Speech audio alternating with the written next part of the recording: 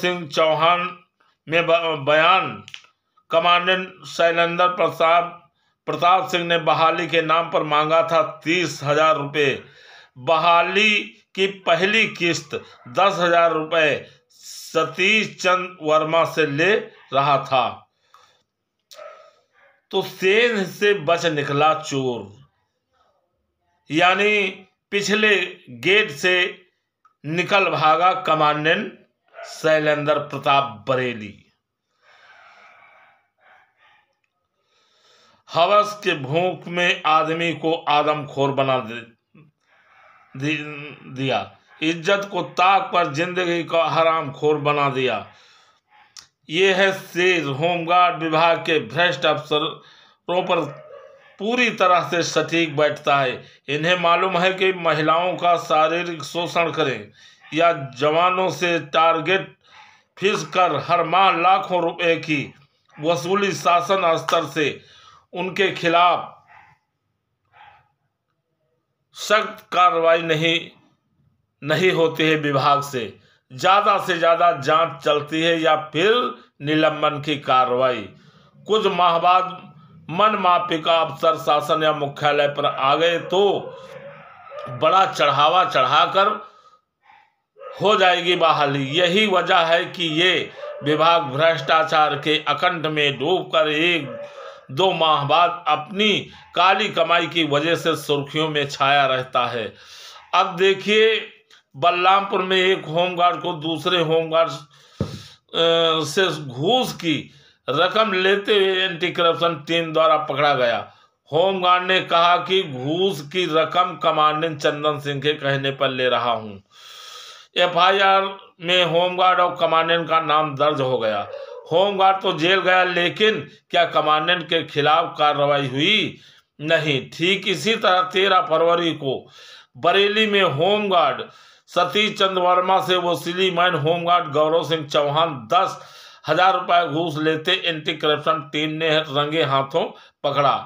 गौरव चौहान ने बताया कि बरेली के कमांडेंट शैलेंद्र प्रताप के कहने पर ड्यूटी बहाल करने के एवज में 30,000 में से पहली किस्त 10,000 रुपया लेने आया था। इतना ही नहीं, होमगार्ड के स्कूटरी से 1 लाख रुपए अतिरिक्त टीम ने बरामद किया है।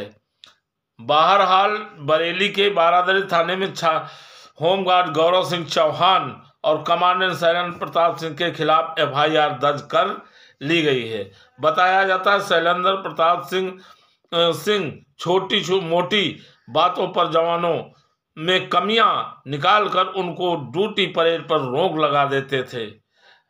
उनका गुर्गा गौरव सिंह चौहान ड्यूटी बहाली करने के नाम पर 30,000 रुपये की वसूली करता था। चर्चा तो ये भी है कि कमांडेंट को काली कमाई का एक बड़ा हिस्सा ऊपर देना पड़ता था। ऊपरी दबाव की वजह से ना तो चाहते हुए भी कमांडेंट साहब होमगार्ड को बेवजह कमियां निकाल कर लूट रहे थे। बड़ा सवाल यह है कि आखिर विभागीय मंत्री धर्मवीर प्रजापति डीजी बीके मौर्य की मेहनत और ईमानदारी पर कमांडेंट पानी क्यों फेर रहे हैं? आखिर इन अफसरों में अवैध कमाई की हवस क्यों बढ़ गई है? और ऊपर कौन है जो इस कमाई का हिस्सेदार है?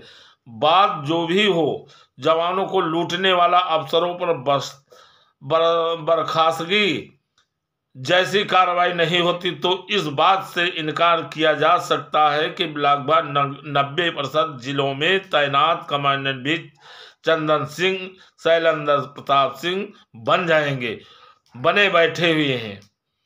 उत्तर प्रदेश के होमगार्ड विभाग में अपनी काली करतूतों से विभाग के मुंह पर काली का काम पोतने का काम कर रहे हैं और हमारे होमगार्ड जवान जो इनकी आमा भगत करते हैं, दलाली करते हैं, वो भी इस वर्दी और विभाग का कलंकित कर रहे हैं। हाल ही में बलरामपुर के एक होमगार्ड से वसूली की रकम वसूलते जवान को एंटी करप्शन टीम ने रंगों हाथों पकड़ा था। वसूली करने वाले होमगार्ड ने कमांडेंट का नाम उगला था।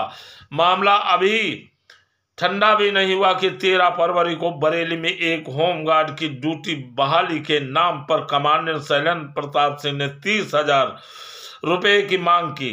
वसूली की रकम में से 10,000 रुपए की पहली किस्त लेने कमांडेंट का गुर्गा गौरव सिंह चौहान को भेजा, जिसे एंटी करप्शन टीम ने रंगे हाथों दबोचा। सख्ती करने पर होमगार्ड गौरव सिंह चौहान बताया कि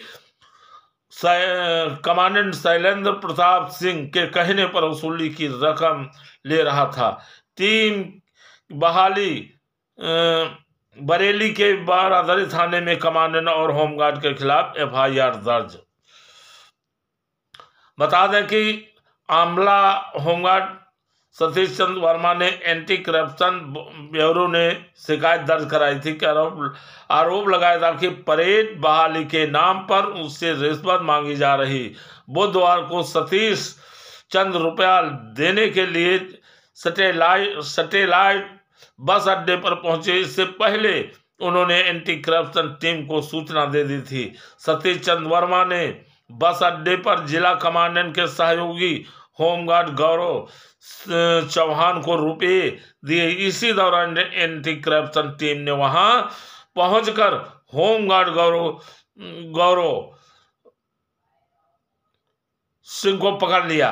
उसकी डिग्गी से तलाशी ली गई तो डिग्गी से 1 लाख रुपया और बरामद हुए। आरोपी ने बताया कि जिला कमांडेंट शैलेंद्र प्रताप सिंह के कहने पर उसने रिश्वत वाली किस्त 10,000 रुपये ली है। एंटी करप्शन टीम आरोपी होमगार्ड को बारादरी थाने पहुंची। टीम ने उसे पूछताछ के मामले में थाना बारादरी में रिपोर्ट दर्ज कराई गई है, जिसमें जिला कमांडेंट होमगार्ड शैलेंद्र प्रताप सिंह को भ्रष्टाचार के आरोपी बनाया गया है। अब ये 1 लाख भी रुपया ये जिले से पूरा तहसील किया है। ये होमगार्डों से ही तहसीला, वो भी 1 लाख रुपया इसने उस डिग्गी में रखा था।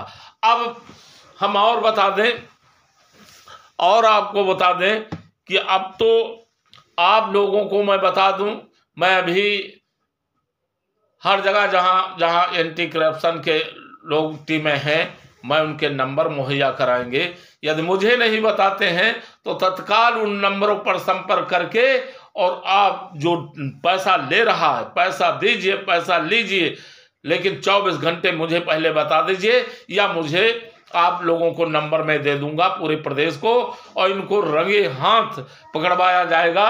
जो काम हमारे मंत्री नहीं कर सके, जो हमारे DG साहब नहीं कर सके, जो प्रमुख सचिव नहीं कर सके, वो काम होमगार्ड एसोसिएशन करके देगी। ये मैं वादा करता हूं। भ्रष्टाचार हम संकल्प लिया है, इसको खात्मा करवाएंगे, ये एकदम बिल्कुल निश्चित तौर पर आप लोग समझ लीजिए। तो इनको छोड़ा ना जाए, पैसा मांगते पैसा दीजिए।